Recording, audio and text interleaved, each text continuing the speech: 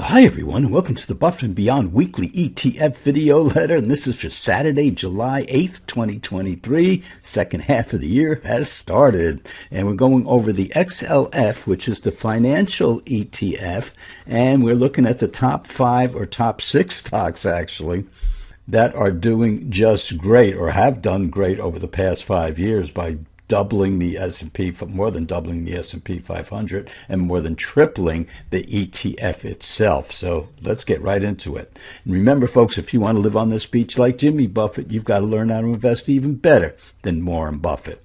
And here is a short-term picture of the XLF, and you can see the kind of decline it had, and now it's been clawing its way back little by little. At least it's a positive direction when you look at it. And with the rally that we had, it popped up above the 200-day moving average, which is this red line, and now has fallen back, and on Thursday, it went down and tested right in here. You can see where this tail, I call that the tail, went down below slightly the 200-day moving average and then closed above it. Closed down for the day, but above that 200-day moving average.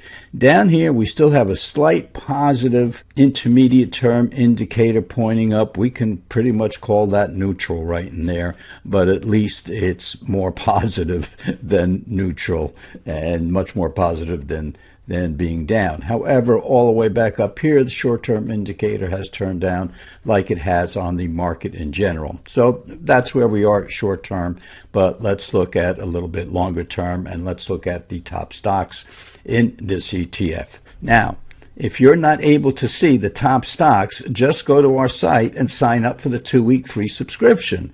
This allows you into the subscribers locker, and you can see all the stocks from all the ETF archives, and you'll be able to see what these stocks are. I just don't put them out for the whole world to see because you are taking the time to read this and you get to look at it, and those other folks that don't take the time just don't do it. Remember, www.buffettandbeyond.com. Buffett is spelled with 2 F's and 2 T's, buffettandbeyond.com, and you'll see signing up for the 2 weeks free subscription. Put your email address in, your initials, your name, and that's it. And then you'll have access to everything, all our computer programs and all the archives. Okay, let's go to the top stocks, and this is year to date. So it's from January 1st to June 30th, and we can see the market as represented by the S&P 500 here had a beautiful rally right at the end, the last couple of weeks of the first half, and it's up 15.9%. However, the XLF Financial ETF is up just 1%. However, the top 5 stocks, and actually they're the top 6 stocks, are up 12%. Yeah, so we have 6 stocks in this, and we picked the stocks that are above 20% clean surplus ROE, and that's why there's 6 rather than 5, because then you start going below 20% clean surplus ROE. So it's not like we took each of these stocks and dissected it and trisected it. We took the stocks right from our computer program, which stocks had the highest ROE above 20%, because remember, that's our threshold for our growth portfolio. And what have they done since the beginning of the year, or for the first 6 months of the year? Up 12%. So in other words, the ETF itself is up 1%. Our top 6 stocks are up 12%, with the S&P up almost 16%. Now let's go to 1 year, and the black line, now this is a full 12 months. So the black line is the S&P 500. This yellow line or mustard colored line is the financial ETF, up about 6%, with the market up just a tad under 15%. Now this is for a full year, full 12 months. So there's something that we want to see here, because with the ETF up about 6% for the year, how did the stocks do? So when we look at the stocks, again, black line is the S&P 500. This is 1 year. And our 6 stocks, 2 of them have underperformed, and the other 4 have outperformed nicely. So with the market up about 15% in here, we have the next stock up about 17%, two stocks up about 22, 23%, and one stock up about 28%. So we're outperforming the S&P 500 from an ETF that is underperforming the S&P 500. Okay, let's look at 5 years now. Well, 5 years, again, black line S&P 500. This is COVID back in here.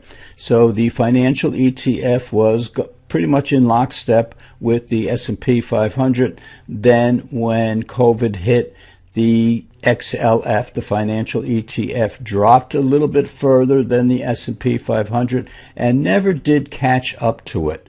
So over 5 years, with the market up about 60%, we're up, or the XLF financial ETF is up about 28%.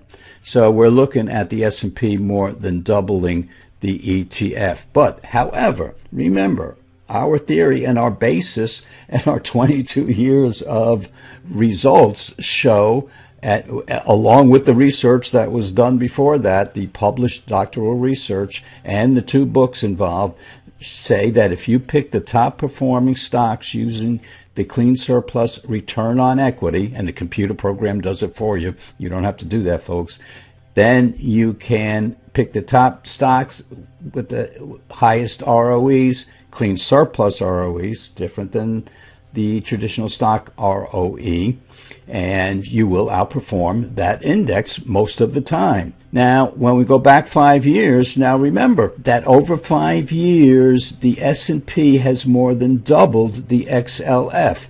But let's go back to the top 6 stocks, and only one stock has underperformed the S&P 500, while the others have outperformed, the other 5 stocks have outperformed the S&P 500 by a long shot. And let's go look at them over 5 years. And these are the same stocks, folks. So the XLF is up.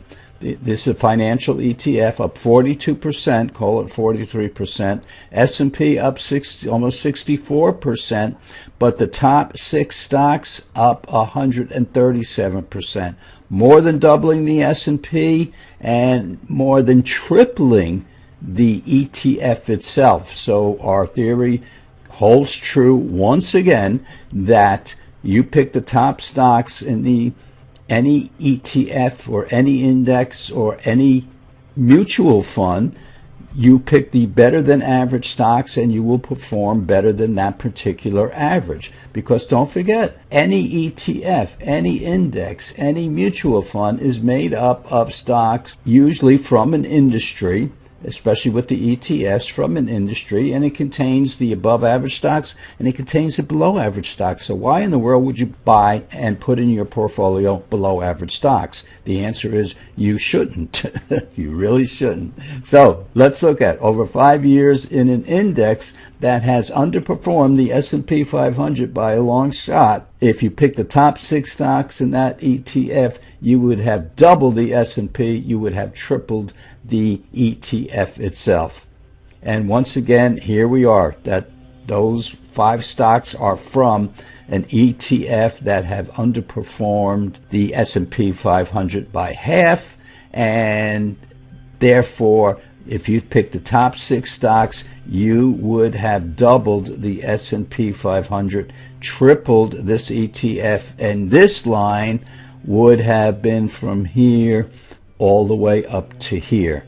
That's what you get when you use the best performing stocks. And remember, out of any 10-year rolling period, 96% of professional mutual fund managers cannot, 96% cannot outperform this black line right here. Had you picked the top stocks in this ETF, you would have been way up here. And don't forget, the ETF underperformed the S&P 500. So folks, remember, if you want to live on the beach like Jimmy Buffett, you've got to learn how to invest even better than Warren Buffett. And Warren Buffett invests better than most of those other money managers out there. So by using our computer program, using our select portfolios that we give to you when you subscribe, you will be outperforming the S&P 500, our 22-year returns are located throughout our videos, and yes, you will outperform the S&P 500.